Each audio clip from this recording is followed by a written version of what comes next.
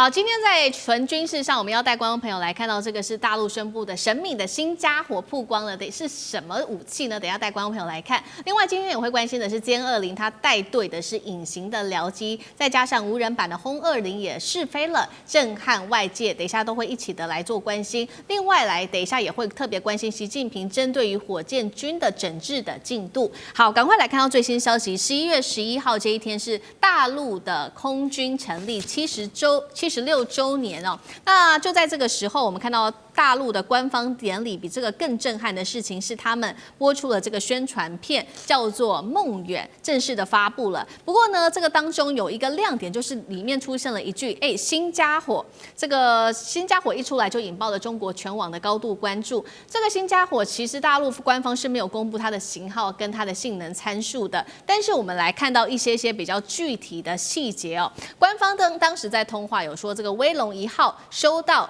已經與玄龍的協同。那麼玄龍大家就在看說，會不會它就是這一架逆中的無人機，也就是玄龍08呢？被認為它可能就是攻擊11的逆中無人機，是可以和殲20一起來協同作戰的，也代表說是不是解放軍空軍正在加速打造，包括了有人配上無人一起協同作戰的一個體系。張健老師怎麼看這個？首先，新家伙是指的是誰？是攻擊無人機還是其他的武器？殲20搭配的這個攻擊11，是中國已經搶先美國完成整個中程僚機的系統嗎？面對5000年的戰略文化，亦真亦假，以假是真，以真是假。所以呢，這個很多東西不到真正出來那一天，其實有很多的變數存在。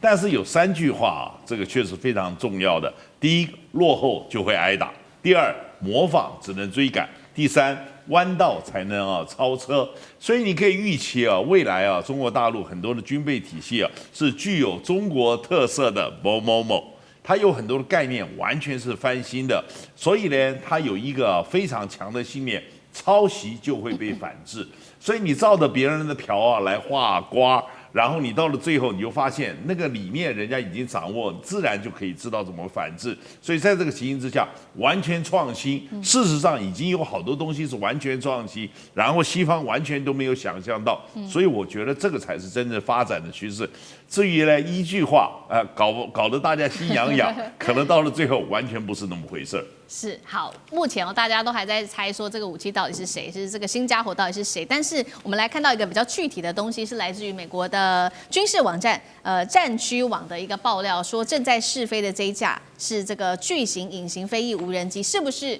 這個無人版的轟20呢？來看一下它的基本的一些小檔案。現在翼長說高達了42公尺，比美軍最新的 B-21它的突襲者戰略轟炸機還要大了一整截，只小於 B2 的幽靈戰略轟炸機，會不會它就是無人版的轟20呢？賴老師怎麼看？這個我們還沒辦法證實哈，因為大陸的官方有關於這個轟20傳說很多了啊，但官方從來沒有證實，也沒有否定。那基本上來講，在談到轟20，也就是說，我記得應該在去年航展的時候香港有一位記者就特別問到大陸的空軍的副司令，就問到說，轟20會不會在深圳的航空展會出來？然後他就說，你們看看吧。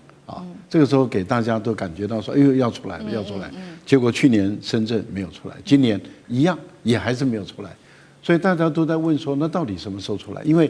轟20如果出來的話，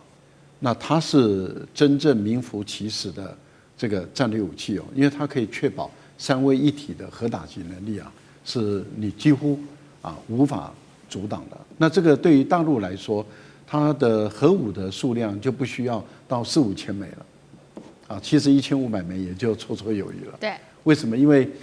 目前來說，我們看到的這種轟6K，因為轟6K它本身不具備有隱身的特質，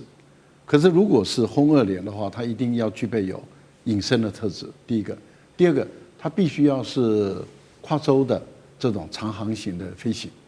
所以它的塊頭一定要很大。它本身的這個燃料一定要能夠供應它到任何一個地方去進行這個，你永遠無法知道它在哪裡，可是它隨時可以用核彈來打擊你，這是由空中來打擊你地面的這個這種戰略的設施，不管是戰術性的打擊，或是戰略性的打擊。因為我們都知道，所謂的戰略性的打擊就是打大城市，打大的工業區，例如說像硅谷這樣的一個大的工業區，用幾枚核彈就可以整個摧毀，美國就癱了嘛。這個是大家都知道的事情。所以你要確保能夠對於美國的本土進行，你美國毫無攔截能力，包括精穹做出來也都沒有攔截能力的這樣的一個工具，那轟20是當之無愧的。那問題就是在於什麼時候出來，而它性能會不會超過這個美國的 B2或是 B21？B21 我們基本上來講會認為它比 B2還要差，雖然是新造出來的，但為什麼？因為它是陽春版嘛，就好像我本來造一個豪華的這個跑車，結果因為我現在窮了，所以我造出一個陽春版的跑車，那叫做 B21然後我就說我 B21比 B2好，沒有人相信，因為你是泡面嘛，你陽春版的，陽春版不會比原本的豪華的還要好，這個是大家都知道的事。所以美國怎麼吹噓，大家都知道。現在的情況是，如果轟20一出來比 B2還要好，那這個美國它基本上就會吃不住了，因為它怎麼辦？對，那對於中國大陸，它在核打擊的戰略方面，它就不可能再產生任何威懾的效果。所以我覺得大陸在這個部分裡面問題不大。另外一個部分裡面就是您提到的攻擊11，事實上我們看到的已經是攻擊21了，那這也是經過也準官方證實了，而且我們也看到了在編隊飛行中有這個殲16D，這是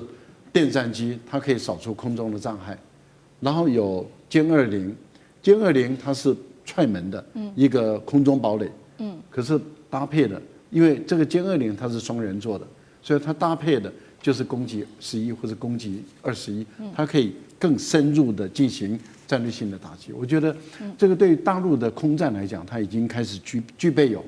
跟美國較量的局部的優勢，這個對美國壓力是很大的。是好，一方面我們看到大陸現在在展示它的這個空軍上面的實力，那另外一方面我們也要來看到剛剛提到了嘛，這個習近平他在整治這個火箭軍，不過現在也看到說有爆出一些比較動搖基本盤的一些大事件，這是來自於外媒《紐約時報》的指出哦，他說習近平曾經把火箭軍視為是2049年這種世界級軍隊的一個關鍵，但是確實可以發現的事情是在這1-2年之間，內部有深層的這個整肅跟貪腐的連環爆動搖了這一支那個負責核武力的一個核心部隊。那五角大廈也揭露說，火箭軍貪腐導致地下飛彈井工程被破壞，甚至有偷工減料。那所以現在也看起來說，中國近期不是我們不斷的在報道說集中發展，不管是福建艦或無人機，代表說習近平不想把戰力重壓只有在火箭軍嗎？那整肅火箭軍對於解放軍來說，到底是傷害還是幫助？委員又怎麼解讀？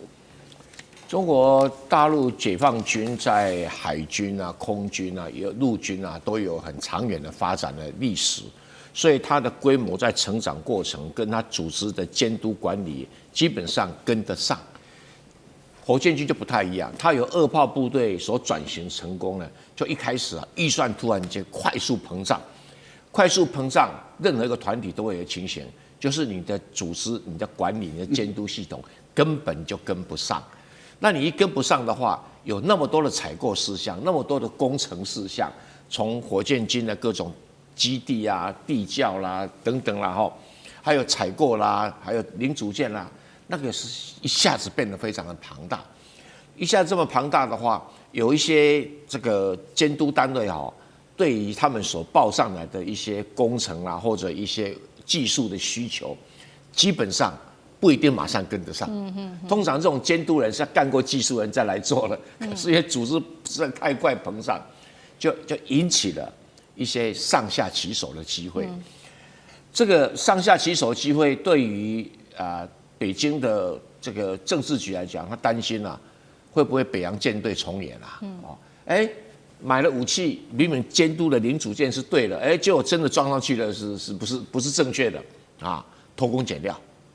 然後這個一打開，這油料沒有很充足，這種事情他們非常的擔心。還有說你試射我就買了，就你試射資料到底是不是真的？所以一連串，所以說基本上北京的這個政治局還算英明啊，哈，還算英明，他不會被這些人給糊弄了，所以不斷的派人去調查，就發現一拖拉庫的一些貪腐問題。那對習近平來講哦，他也只能什麼，這個長痛啊不如短痛啊，先處理了再說了，先處理了，那再從其他什麼海軍啊、空軍調人來管了哈，那看能不能一階段一階段讓這個監督管理系統比較成熟一點，因為像大陸的海軍啊、空軍啊，他們採購什麼東西、一些東西，它的管理制度已經很上軌道了。